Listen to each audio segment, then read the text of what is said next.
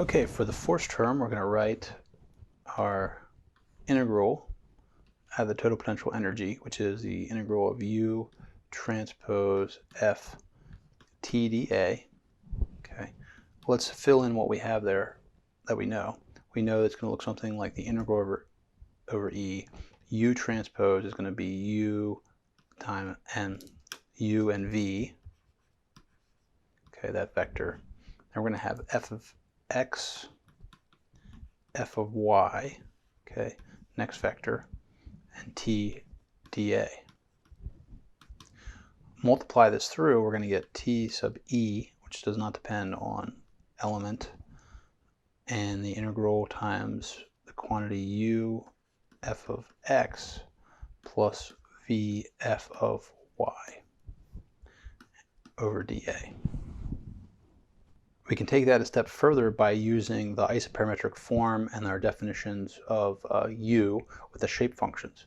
We can write this as T sub E times the integral over the element. And we're going to have our U, which is N1 Q1 plus N2 times Q2 plus N3 times Q5. And actually this Q should actually be 3, right? Because this is the X direction. So remember that those are odd. 1, 3, and 5 are the X directions.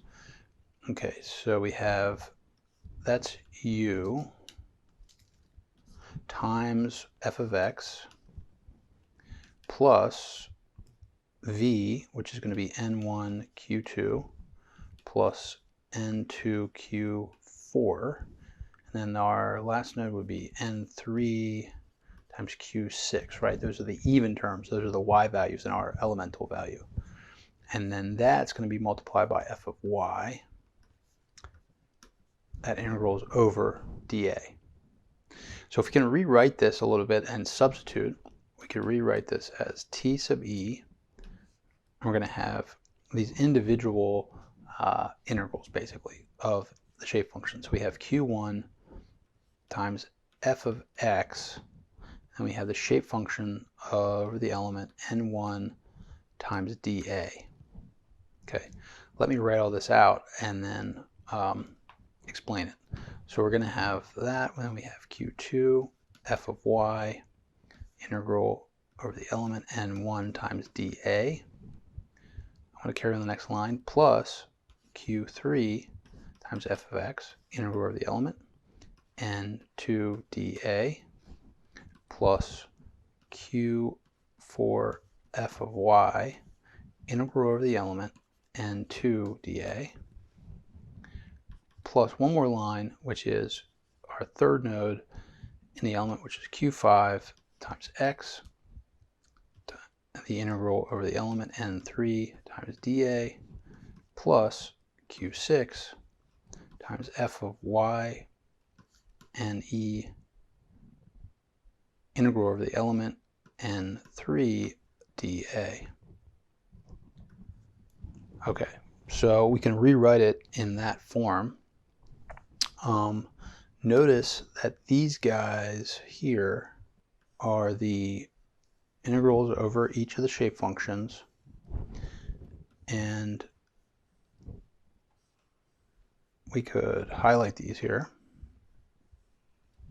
And if you look at them like organized together, okay, and you actually go through and integrate each one of those, you find that you have this form, which is the integral over the element n sub I dA, right? So we're looking at each of the shape functions, n sub I, and that equals to 1/3 a sub E.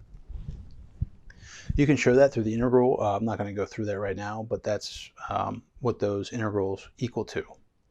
So we would substitute that in. If you really want to know how you go about that, you think about this. If you look at this this element here, okay, in 2D, you have kind of a shape function acting on it there also. But this thing is the base, right? So your base is equal to a sub E. So the volume is equal to 1/3 times the base area times the height.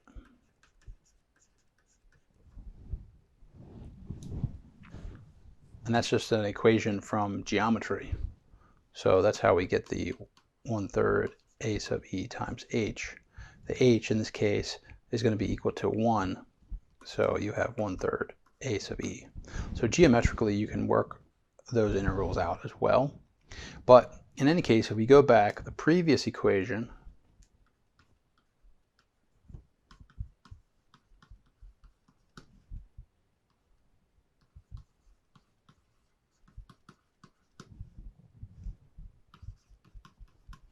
substitute back in, we have our integral over the element u transpose f t dA is equal to q times f of e.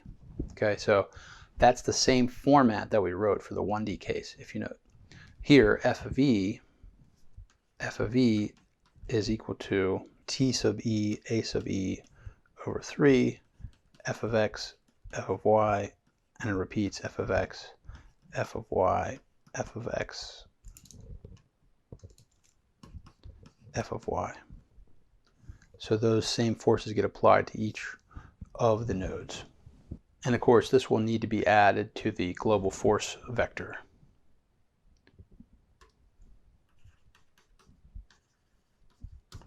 To be added to global force vector. Okay, so that's the force term. Now let's take a look at the traction term in the next video.